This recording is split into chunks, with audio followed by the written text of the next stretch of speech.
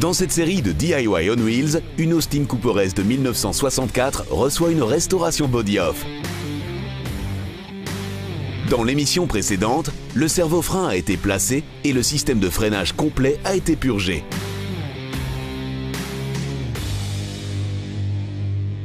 Maintenant, nous allons monter les collecteurs d'admission et d'échappement.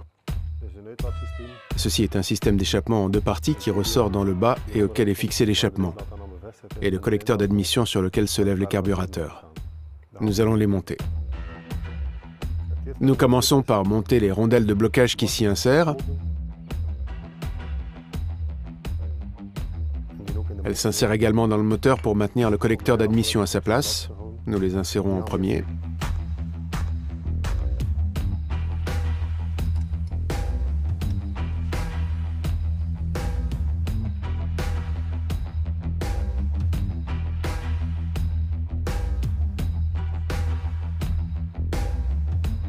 Puis le joint.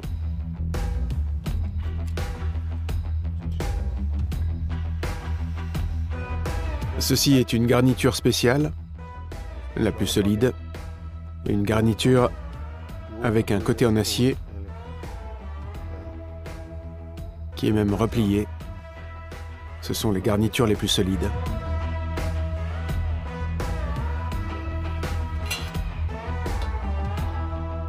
Puis le nouveau collecteur d'admission peut être positionné.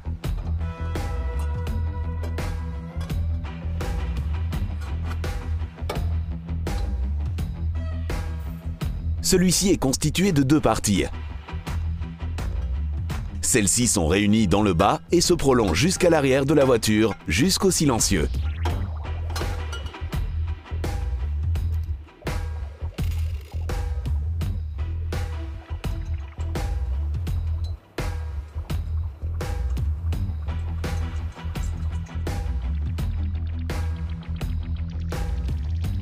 Carl prépare les écrous et les rondelles de blocage sur les boulons. Il peut ainsi les serrer plus facilement tout à l'heure.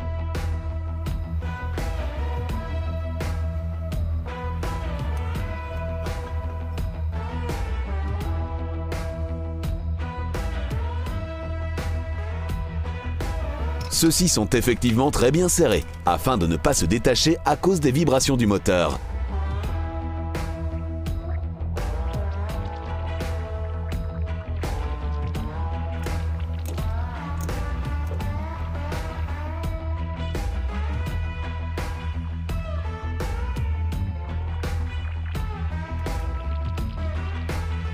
Voilà. Celui-ci est aussi fixé. Ce que nous montons ensuite, ce sont les carburateurs. D'abord le câble d'accélération réalisé sur mesure. Afin que ceci se place entièrement dans le bas, on monte avant d'y déposer les carburateurs. En fait, ceci ne demande pas beaucoup de travail, simplement les insérer à leur place. Et maintenant, d'abord, placer les carburateurs. J'ai à nouveau séparé les carburateurs parce que je dois d'abord monter les collecteurs d'admission. Et maintenant, nous allons commencer par le bouclier thermique, étape par étape. D'abord, monter les joints.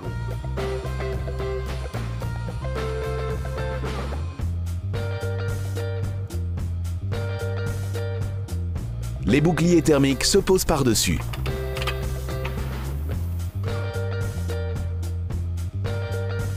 Puis à nouveau quelques joints et espaceurs qui positionneront exactement les carburateurs. Ensuite, à nouveau des joints, et puis les carburateurs peuvent se poser par-dessus. Je vais provisoirement insérer les deux carburateurs ensemble parce que ces ergots doivent s'ajuster. Et ceci se place ainsi sur le moteur.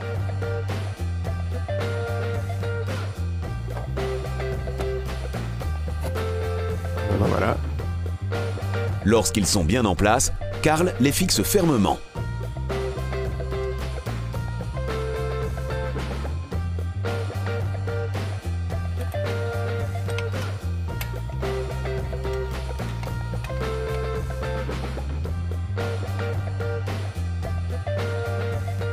Pour les boulons inférieurs, c'est plus vite dit que fait.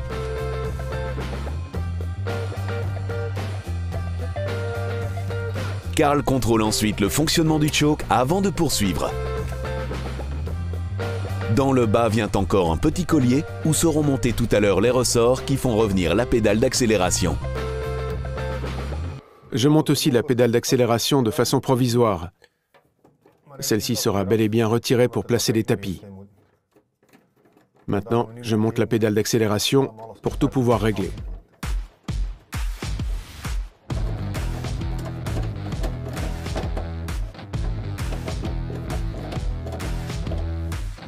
La position de la pédale d'accélération est très importante.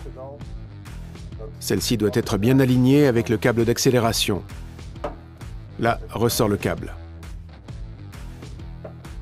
Parfois, la pédale est un peu pliée vers la gauche ou la droite et le câble peut alors traîner et se coincer. Et celui-ci est parfaitement placé. Pour garantir un bon fonctionnement de notre câble d'accélération, j'utilise un peu de lubrifiant. Simplement le laisser couler.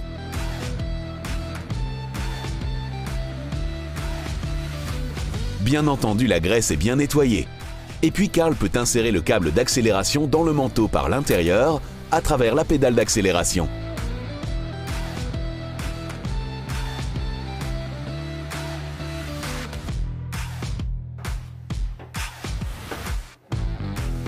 Karl vérifie le fonctionnement avant de poursuivre. Et maintenant, je peux monter la conduite d'essence. Via cette conduite, l'essence qui est pompée hors des réservoirs via la pompe à essence arrive dans les deux chambres à flotteurs. Pour cette connexion, Karl réalise encore des conduites flexibles sur mesure.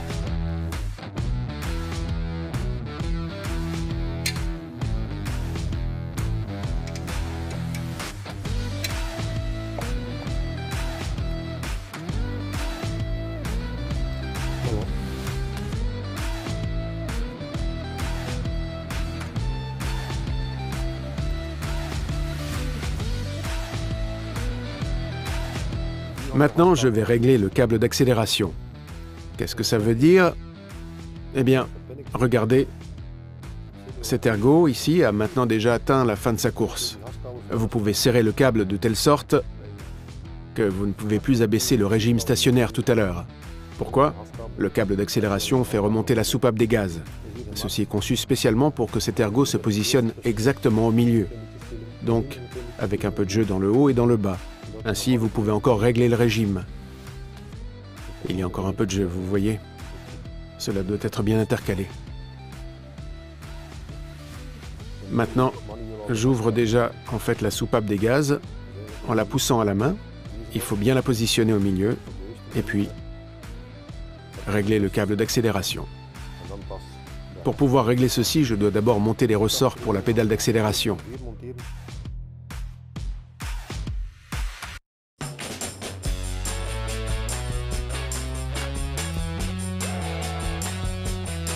Je raccourcirai encore celle-ci tout à l'heure, mais je vais commencer par la régler. Regardez. Maintenant, la soupape des gaz se situe entièrement contre la butée. Elle est tirée vers le bas par le ressort. Et est donc bien positionnée. Maintenant, je peux la régler.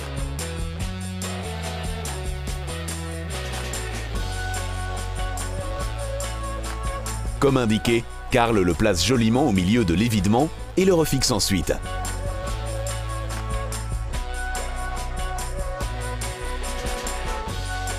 Ils doivent avoir une position exactement identique afin que les carburateurs réagissent de la même manière quand vous accélérez. Vous voyez, maintenant, j'ai encore un peu de jeu. Et le câble n'est pas directement entraîné. Vous voyez, je dois encore un peu régler.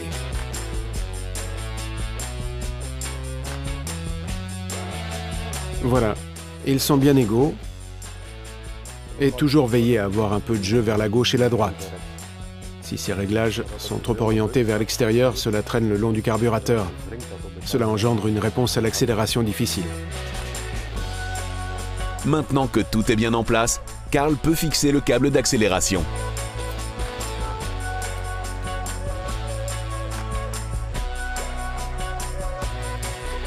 Voilà. Celui-ci peut maintenant être raccourci.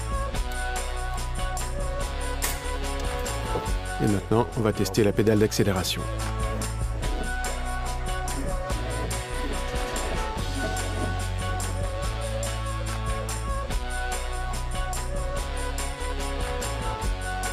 Bien, et je vois maintenant que le jeu est suffisant. Tout est bien.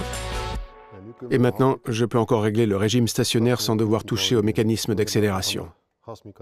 Je peux peaufiner le réglage quand le moteur tourne.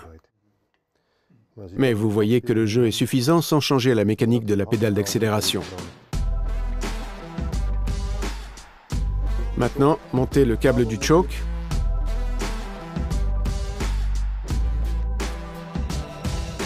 Le choke est commandé par le conducteur via le bouton de choke. Karl va donc d'abord l'installer avant de placer le câble. Le choke vous permet d'apporter un petit supplément de carburant pour faciliter le démarrage à froid du moteur. Lors du démarrage, vous devez donc pouvoir le commander et le retirer également quand le moteur est échauffé.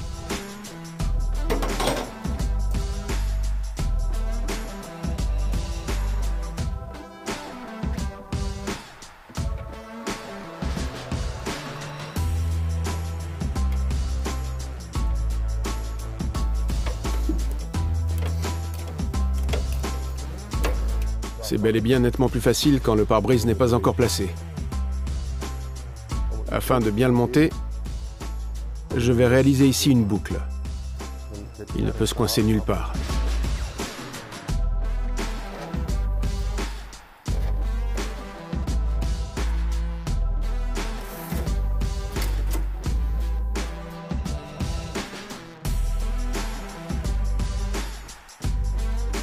Celui-ci est trop long, je vais encore le raccourcir. Comment je procède? Eh bien, d'abord il faut retirer le câble proprement dit.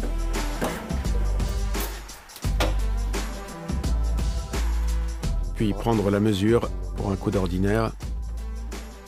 Et puis couper.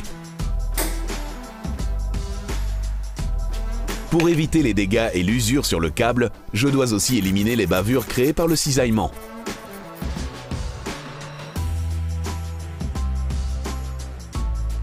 Et maintenant, comme tout à l'heure, appliquez d'abord un peu de lubrifiant. Et puis, il faut faire passer le câble de l'intérieur.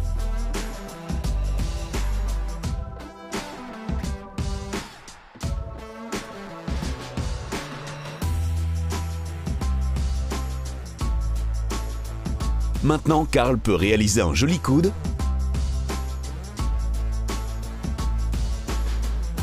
Fixer le câble du choke. Le réaliser sur mesure et tester. Le mécanisme d'accélération et le mécanisme du choke sont montés. Tout est synchronisé. J'effectue le réglage des carburateurs quand le moteur tourne. Puis, je vais régler la hauteur des assises. Je peux affiner leur réglage. Maintenant, celles-ci se situent à leur minimum et le choke à son maximum. J'effectuerai un réglage de base pour démarrer, mais maintenant, je laisse un peu comme ceci. Maintenant, je vais monter les conduites d'essence, ainsi je peux les mettre sous pression. Tout à l'heure, remplir d'essence et mettre la pompe à essence sous tension et voir ce qui se produit. Je verrai alors si le système fuit ou pas. Espérons que non.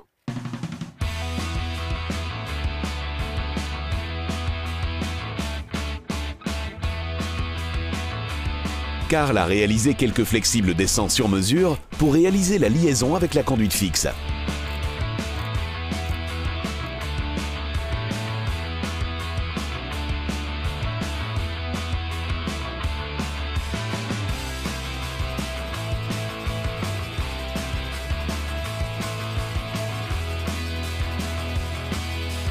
Il place des colliers de serrage sur tous les assemblages afin de bien les étancher.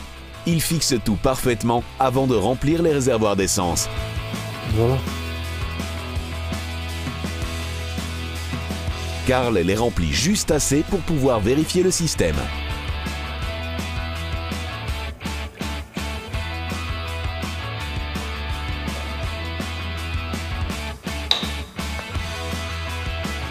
Aucune fuite dans le coffre.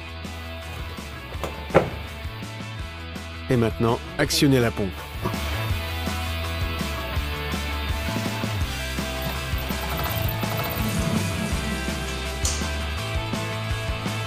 Nous avons entendu la pompe s'arrêter.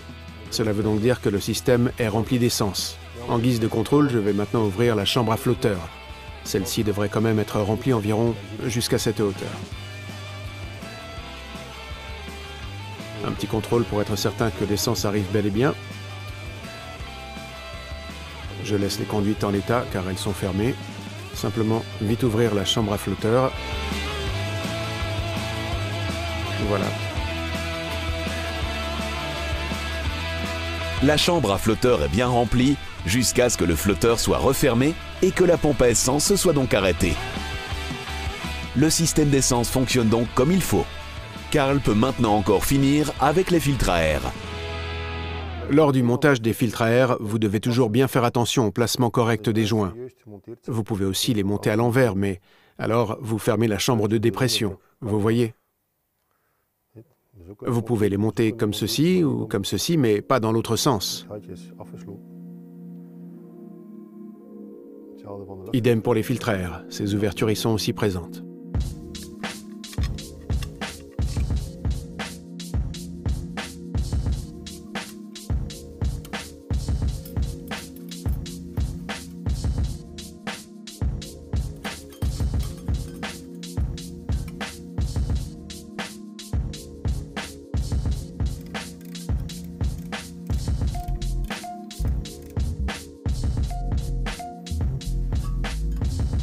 Ici, il choisit des filtres sport, comme sur la réplique que nous construisons. Ceux-ci existent dans de nombreuses dimensions et types. Vous pouvez aussi acheter des filtres à air droit. Mais ceux-ci se positionnent ici, contre la pompe de freinage. C'est pourquoi j'en ai acheté des coniques.